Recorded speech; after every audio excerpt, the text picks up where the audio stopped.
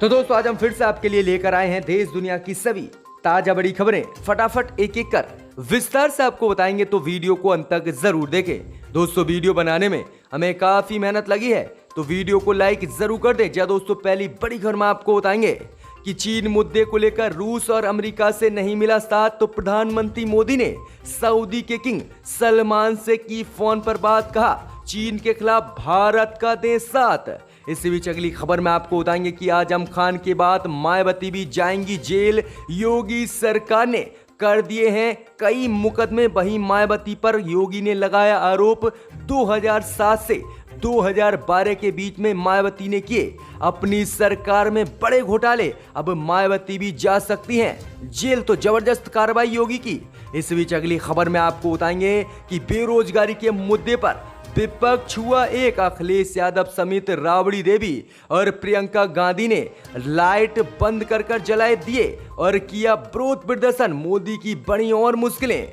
इसी बीच अगली खबर में आपको बताएंगे कि राम मंदिर के खाते से फर्जी चेक द्वारा निकाले गए 6 लाख रुपए, 3 व्यक्ति हुए गिरफ्तार। वहीं राम के नाम पर भी हो रहा है हिंदुस्तान में फर्जीवाड़ा, जबरदस्त कार्रवाई राम मंदिर ट्रस्ट को लेकर।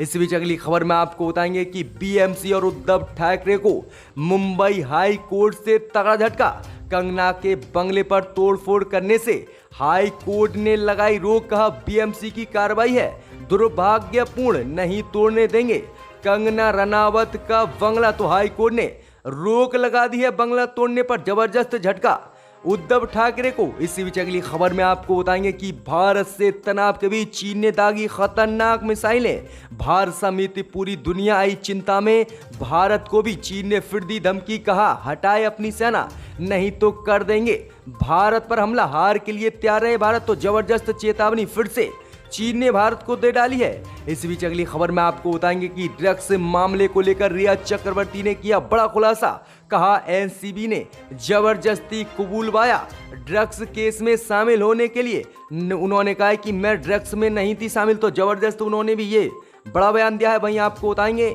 कि श्रीलंका में गौ हत्या पर बैन लगाने की तैयारी में श्रीलंका सरकार, लेकिन बीफ खाने पर नहीं होगी श्रीलंका में रोक, तो जबरदस्त ये भी कार्रवाई कर दी है। तो दोस्तों सभी खबरों को विस्तार से आपको बताएंगे, तो वीडियो को अंत तक जरूर देखें।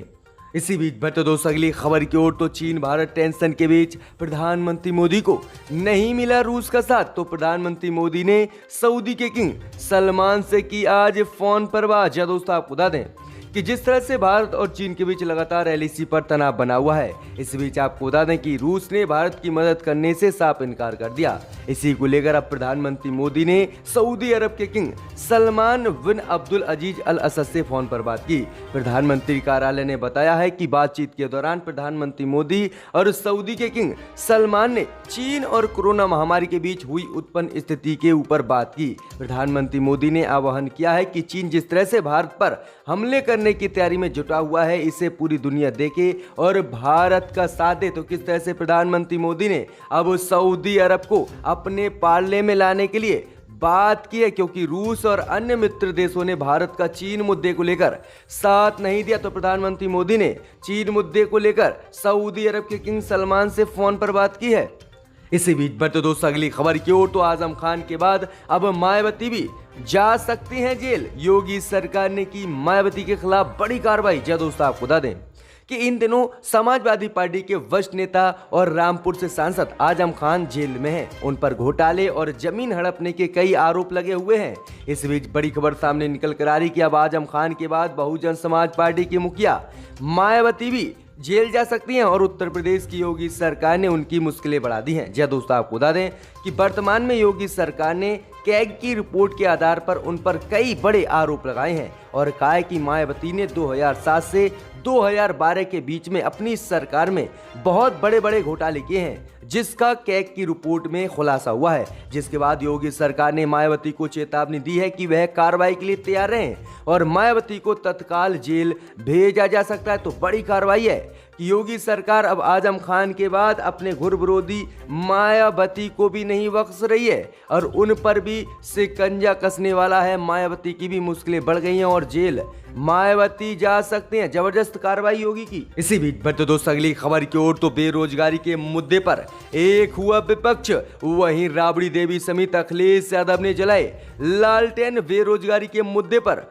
मोदी सरकार को घेरा। जी दोस्तों आपको बता दें, ये बड़ी खबर सामने निकल कर आ रही है कि लॉकडाउन और कोरोना संकट को लेकर जिस तरह से देश में बेरोजगारी बढ़ रही है और नौकरी का आता पता नहीं है, अब इसी को लेकर पूरा विपक्ष एक हो गया है। कांग्रेस समेत राबड़ी देवी, तेज प्रताप यादव और अन्य जो विपक्षी दल हैं वह सब एक होकर मोदी सरकार के खिलाफ रात 9 बजे 9 मिनट तक विरोध प्रदर्शन किया है, जिसमें अखिलेश यादव समेत अन्य कांग्रेस नेता और तेजस्वी यादव ने लालटेन जलाए हैं और कहा कि मोदी सरकार ने देश के युवाओं की आंखों में धूल झोंक दी है और सिर्फ हिंदू मुस्लिम की राजनीति करके ही ये अपना काम चला रहे हैं, लेकिन अब ऐसा नहीं चलेगा। जिसके बाद जबरदस्त विरोध प्रदर्शन बीजेपी के खिलाफ रोजगार को लेकर हुआ है और बुरी तरह से बीजेपी फंस गई है। इसी बीच पर तो दोस्तों अगली बड़ी खबर की ओर। तो राम मंदिर ट्रस्ट के चेक से किया गया फर्जीवाड़ा। अवैध तरीके से राम मंदिर ट्रस्ट के खाते से निकाले गए 6 लाख रुपए। जहां दोस्तों आपको बता दें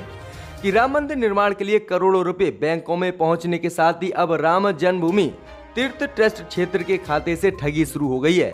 जब दोस्तों आपको बता दें कि राम मंदिर ट्रस्ट के खाते से नकलऊ की एक बैंक से फर्जी चेक के माध्यम से 6 लाख रुपए राम मंदिर के नाम पर निकाल लिए गए हैं, जिसके बाद अब तीसरा चेक फर्जी राम मंदिर निर्माण के लिए बैंक में लगाया गया। तब ये मामला सामने आया और चोरी पकड़ी गई।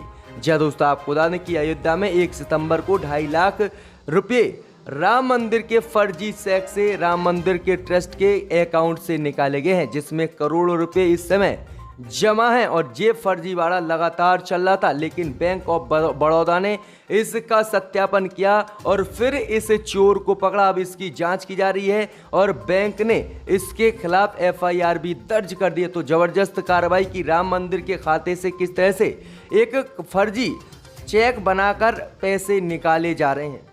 इसी बीच बढ़ते दोस्तों अगली खबर की ओर। तो कंगना रनावत के बंगले पर तोड़फोड़ करने से हाई कोर्ट ने लगाई रोक। कहा VMC की कार्रवाई दुर्भाग्यपूर्ण। जी दोस्तों आपको बता दें कि जिस तरह से कंगना रनावत और शिवसेना के बीच जुबानी जंग चालू है और इसी को लेकर BMC ने कंगना रनावत के बांद्रा स्थित बंगले में तोड़फोड़ करी थी, जिसके बाद मुंबई हाई कोर्ट में याचिका डालकर कंगना रनावत के वकील ने बंगले पर तोड़फोड़ करने से रोक लगाने की मांग की थी। इसी बीच आपको बता दें कि मुंबई हाई कोर्ट ने बुधवार को कंगना रनावत के बांद्रा स्थित बंगले में तोड़फोड़ करने पर रोक लगा दी। कोर्ट ने BMC की कार्रवाई को बेहद ही दुखद बताया है। कोर्ट का ये आर्डर तत्काल सुनवाई के बाद आया। इसमें पहले BMC ने कंगना के ऑफिस में अवैध निर्माण का हवाला देते हुए काफी तोड़फोड़ की थी, जिसके बाद ये काफी बड़ा झटका महाराष्ट्र सरकार को लगा है कि अब हाई कोर्ट ने उनके घर पर तोड़फोड़ करने से रोक लगा दी है और इसकी कार्रवाई को दुर्भाग्यपूर्ण और गलत बताया। तो जबरदस्त झटका मुंबई हाई कोर्ट से उद्धव ठाकरे को लगा है। इसी बीच बढ़ते दोस्तों अगली खबर की ओर। तो मोदी की बड़ी मुश्किलें, भारत से तनाव के बीच चीन ने दागी खतरनाक मिसाइलें, चिंता में आई पूरी दुनिया। जी दोस्तों आपको बता दें कि भारत और चीन के बीच सीमा पर तनाव चरम पर है और दोनों देशों के बीच तनाव कम होने की बजाय बढ़ता ही जा रहा है। इस बीच चीन ने ऐसी हरकत की है जिसके कारण मोदी समेत पूरी दुनिया की चिंता बढ़ गई है।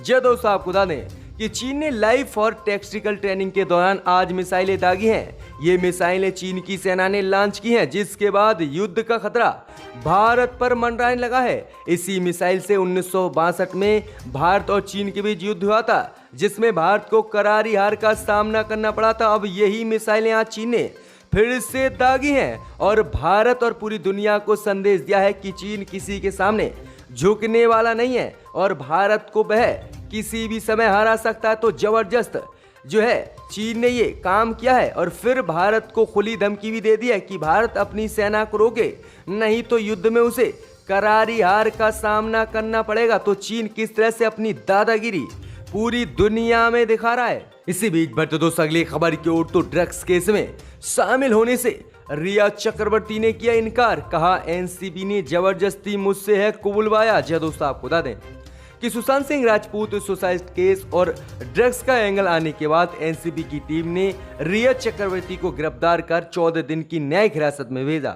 इस बीच आपको बता दें कि एनसीबी अधिकारियों ने सौभिक चक्रवर्ती और रिया चक्रवर्ती को लेकर कई खुलासे किए।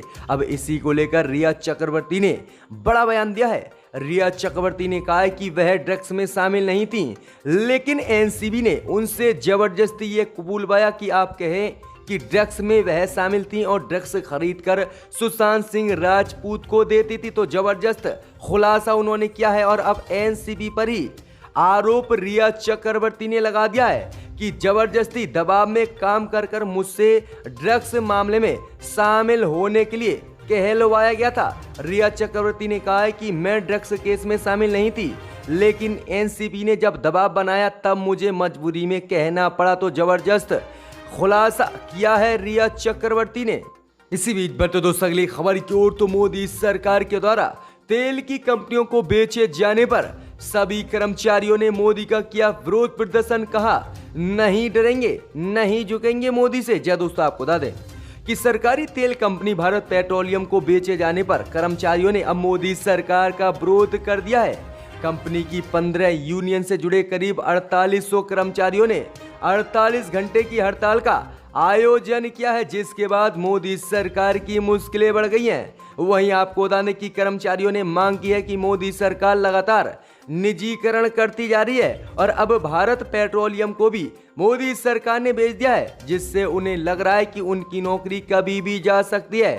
तो इसी को लेकर अब जबरदस्त प्रदर्शन मोदी के खिलाफ इन सरकारी कर्मचारियों ने किया है और कहा है कि हम किसी भी कीमत पर भारतीय पेट्रोल कंपनी को मोदी सरकार के द्वारा बेचे नहीं जाने देंगे और इसका निजीकरण नहीं होने देंगे। इससे पहले आपको बता दें कि राहुल गांधी समेत सभी विपक्षी पार्टियां सरकारी कंपनियों को बेचे जाने का विरोध कर चुकी हैं। तो किस तरह से मोदी सरकार ने भारत पेट्रोलियम को भी बेचने का ऐलान कर दिया। इसी बीच बढ़ते दोस्तों अगली खबर की ओर, तो भारत के बाद श्रीलंका में गौ हत्या पर बैन लगाने की तैयारी में सरकार, पर बीफ खाने पर नहीं होगी रोक। जय दोस्तों आपको बता दें कि भारत में कई संगठन गौ हत्या पर बैन लगाने की मांग करते आए हैं। इसी बीच बड़ी खबर सामने निकल कर आ रही कि श्रीलंका के प्रधानमंत्री महिंद्रा राजपक्षे की सरकार अब श्रीलंका में गौ हत्या पर बैन लगाने जा रही है। इसको लेकर वहां के प्रधानमंत्री ने ऐलान भी कर दिया है। जय दोस्तों आपको बता दें कि उन्होंने साफ कहा है कि श्रीलंका में बड़ी आबादी बौद्ध धर्म को मानने वाली है,